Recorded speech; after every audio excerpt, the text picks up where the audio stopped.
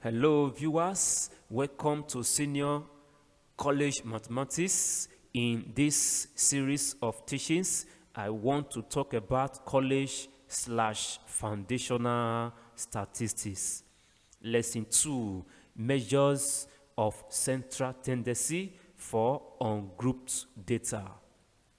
Illustration: consider the following ages in years of 7 pupils in primary 6 in a particular school in Delta State, Nigeria. Mike, 8 years, Joy, 9 years, Peace, 10 years, Power, 8 years, Sarah, 8 years, Happy, 11 years, Comfort, 9 years. We want to establish the basic idea of measures of central tendency using these age data. Question to be answered: based on these records, what will you say is the rightful age for admission of pupils into primary 6 in that particular school? Now, the data you have previously, they are past ages of pupils that have been admitted. Now, the school management want to make decision. What is the rightful age for a pupils to be admitted into primary 6? The question above can only be answered if you can find a single value or representative number that could be used to stand for all the ages in the given set of the age data. So we are not interested in all the ages, but one particular one. That representative number can be seen as the middle or center of the data. Therefore, measure of central tendency or measure of location is a statistical measure which describes the middle or center of a set of data.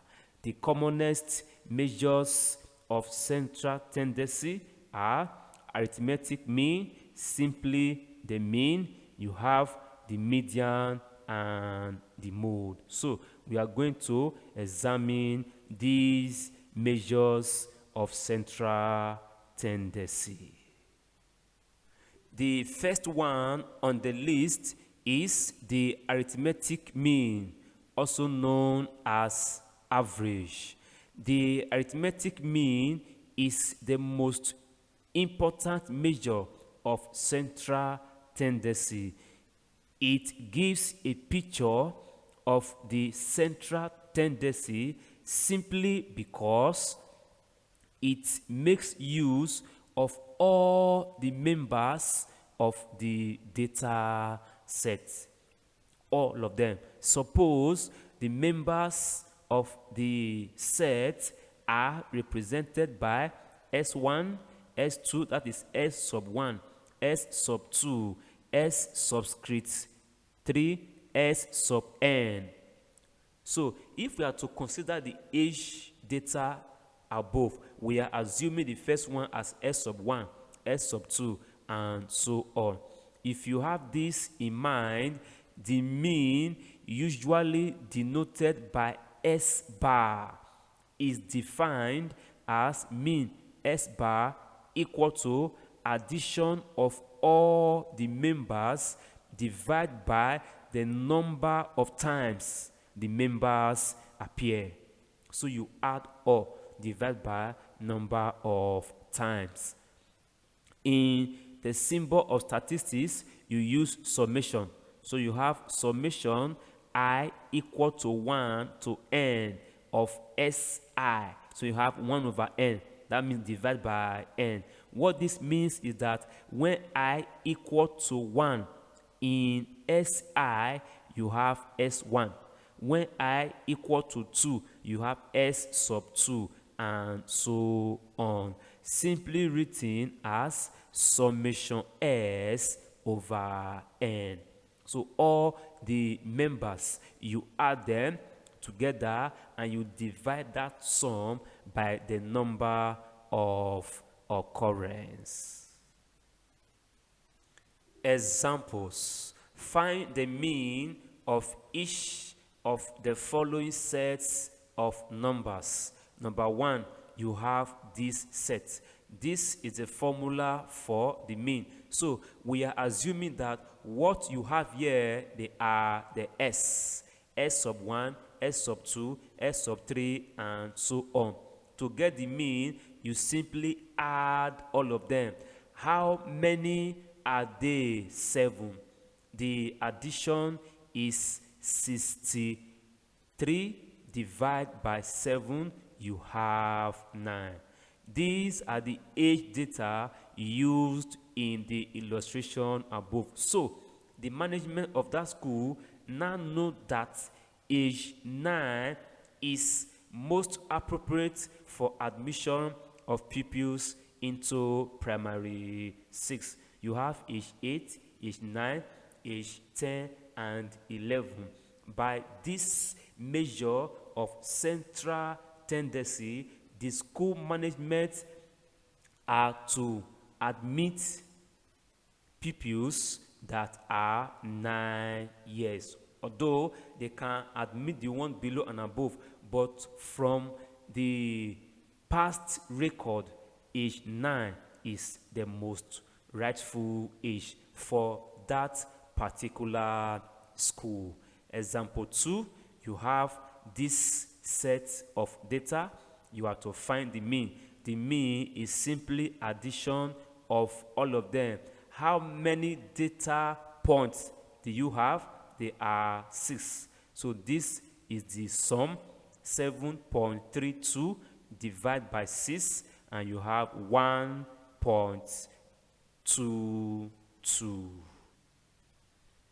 Another approach to finding the mean is using assumed mean. The mean of any set of data number can be calculated using the assumed mean denoted by A. In this approach, the formula to use is the mean S bar is equal to assumed mean plus summation D over N, where D is the deviation from the assumed mean. Let us see how we apply this approach in finding the mean. Example 3. Calculate the mean of the data in example 1 using an assumed mean of 8. So in this approach, you assume any number from the given data as the mean. Sometimes it is given to you, or you choose any one of your choice. This is a formula using assumed mean. Here we have S. S is the given data set. Then you get D. The deviation from the mean is simply subtracting the assumed mean from each of the data points. That is S minus A. From the question, the assumed mean is 8. So you subtract 8 from each number in this column. So you have S minus 8. If you subtract respectively, you have this result. Summation D means you add this column down and you have 7. Therefore, the mean S bar is equal to 8. 8 is the assumed mean plus summation D, that is 7 over 7, the number of times the data occurred. So you have 8 plus 1, 8 plus 1, and that is 9. The 9 is the same as the one we have when we solved using the first approach. Mean of frequency distribution. Earlier, we defined frequency as the number of occurrence of a particular value or data point. Sometimes in some data sets, you have some numbers appearing more than one. So we have to take care of such by considering mean of frequency distribution. For any given set of data, says S1, S sub 2, S sub 3 till S sub n that occur with the frequencies F sub 1, F sub 2, F sub 3 till F sub n respectively. What it means is that S1 occurred frequency F1. That's the meaning. Then the mean is S bar equal to the frequency times that data set plus the next frequency times the next data set and so on. You have it in this form. Then the denominator is the addition of all the frequencies. So you have it in this form using summation notation, which can simply be written as summation fs over summation f. So when we have data sets involving frequency, we use this formula to obtain the mean. Example number 4, the table below shows the marks scored by a group of students in a class test. You have marks, you have frequency. Calculate the mean mark. In this case, the data involve frequencies, so the mean mark is equal to summation fs over summation f. Already we know the frequencies, we can easily add them, but we need fs. So here you take the marks as s. So you have s column 0, 1, 2, 3, 4, 5. You have the frequency column, then you need to get fs. So fs is multiplying these two columns respectively, data set to data set. So 0 times 1, you have 0. 1 times 4, you have 4. 2 times 9, you have 18, and so on. So the next thing is to add. If you add all the frequencies, you have 30, and when you add fs down, you have 81. Therefore, the mean mark is 81 over 30, and that is 2.7. 2.7 is the mean mark for the class test. The next measure is the median. The median of a set of data arranged in array. This array means the data are in either ascending or descending order. Is the middle number if the total is odd, or the arithmetic mean of the two middle numbers if the total is even. Median divides the data into two equal parts. This is what I'm saying. After the data are arranged in ascending order or descending order, when you count and the total is odd number, you will have one number at the middle. That becomes the median. If the total is an even number, you have two numbers at the middle. So you take the average. The average means the two numbers in the middle, you add them and divide by 2. for you to have the median. Examples: find the median of the following set of data.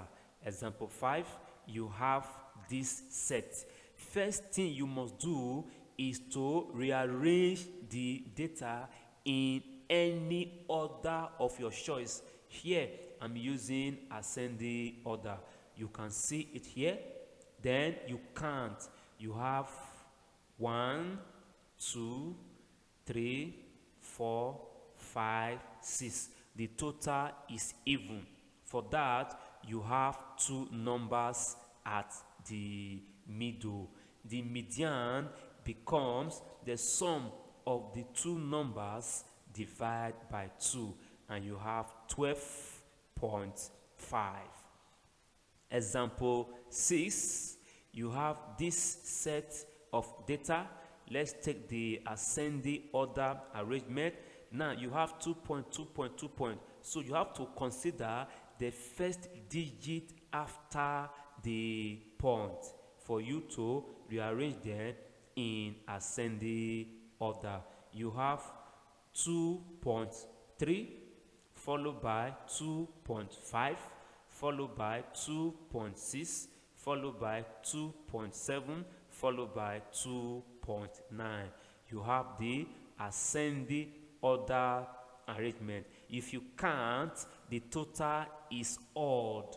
That means you have one number at the middle. So the median is 2.64.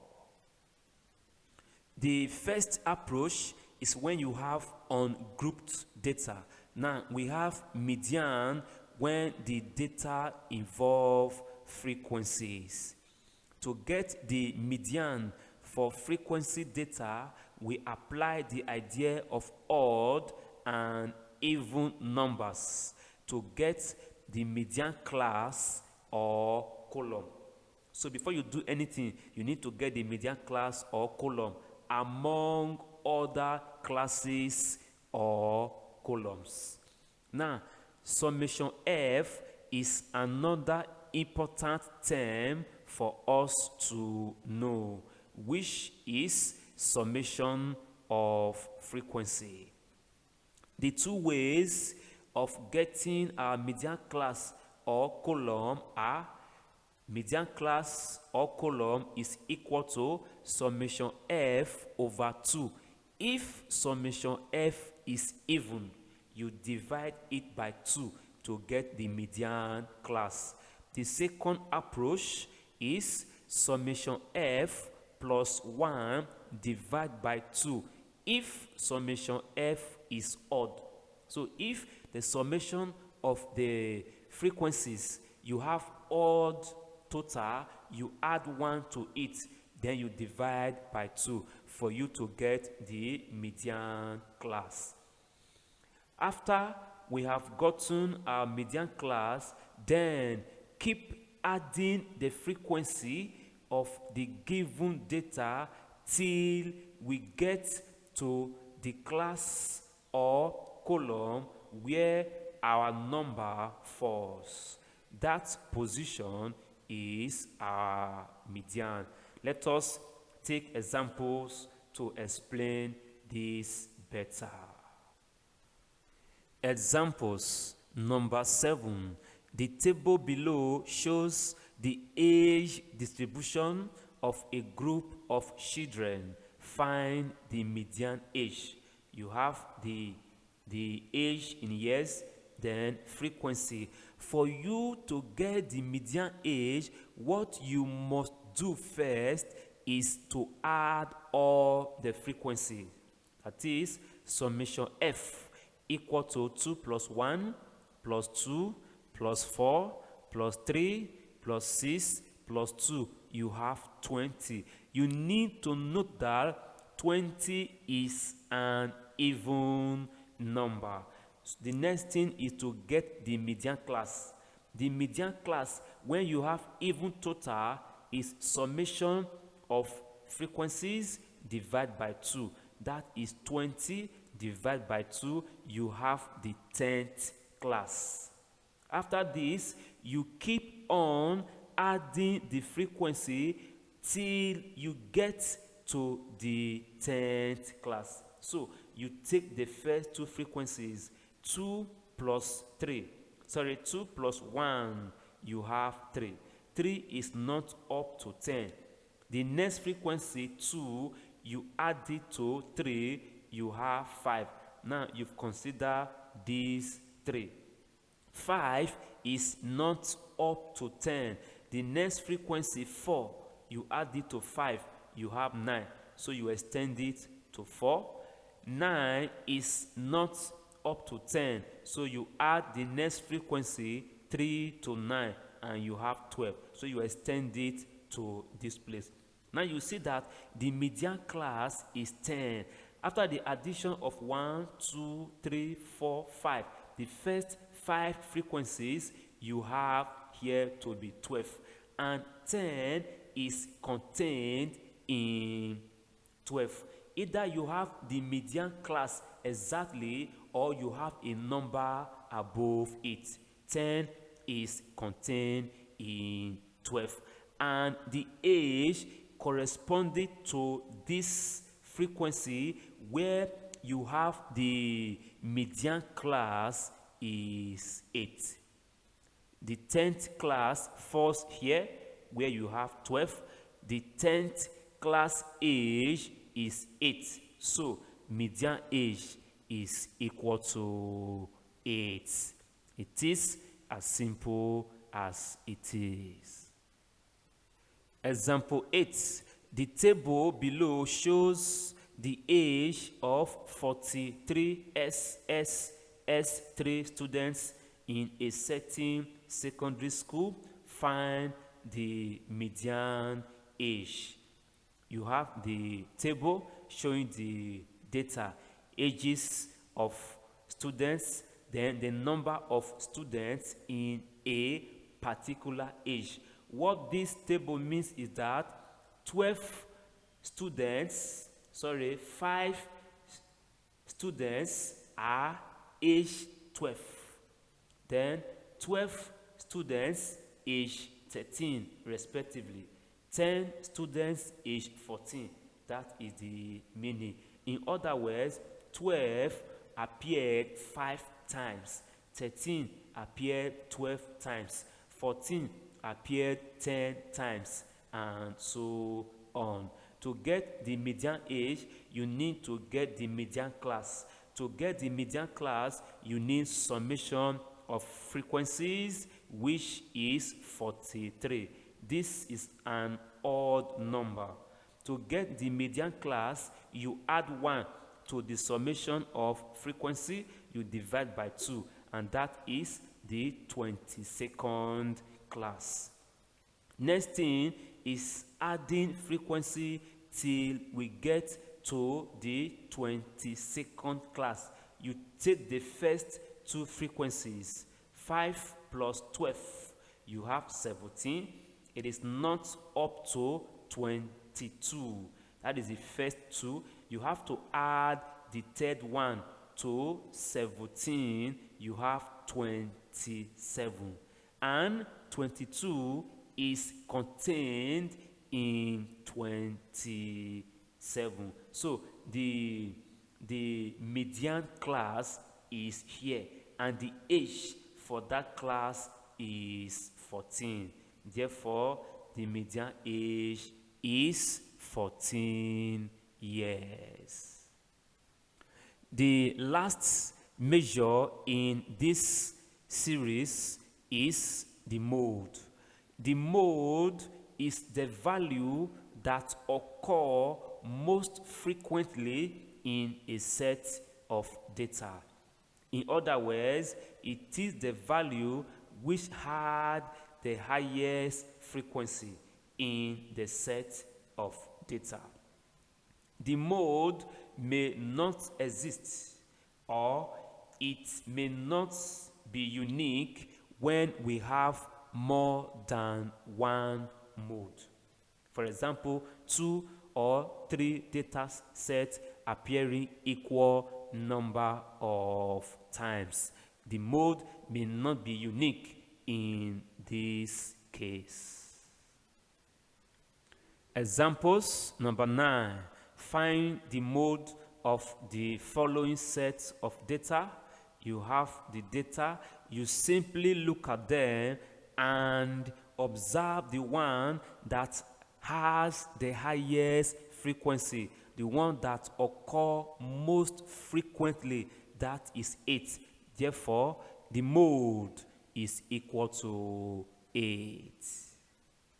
Mode of frequency distribution. When the data set is large, it may not be easy to determine the mode.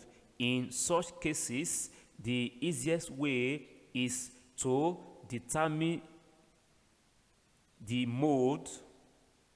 The easiest way to determine the mode is to group the data by forming a frequency table. So that table will help you to present the data.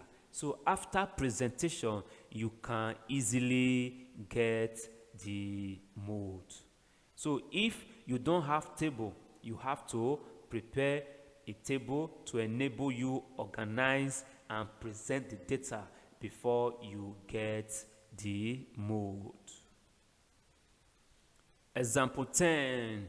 The table below shows the number of goals scored by 32 football teams in a World Cup tournament. Find the modal goal.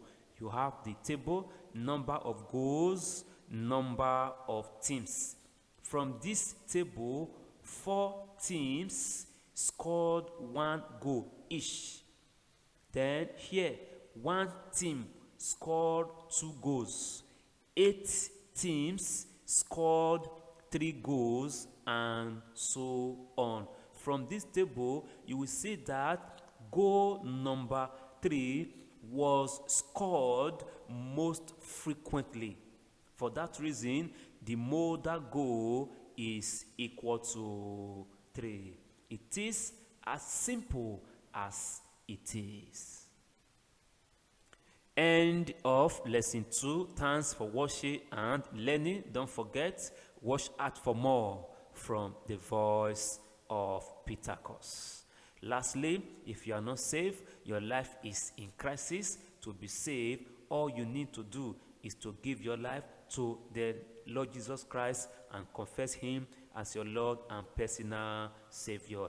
If you are saved already, congratulations. Live righteously and be prepared, because on the last day, some will be taken and some will be left. Take good care of yourself. Stay out of trouble. Study your books. Do the needful at all times. Flee every appearance of evil. Don't defraud others to make money. Use your hands and your brain to work genuinely and legally, and the Lord will bless you. Goodbye and stay tuned.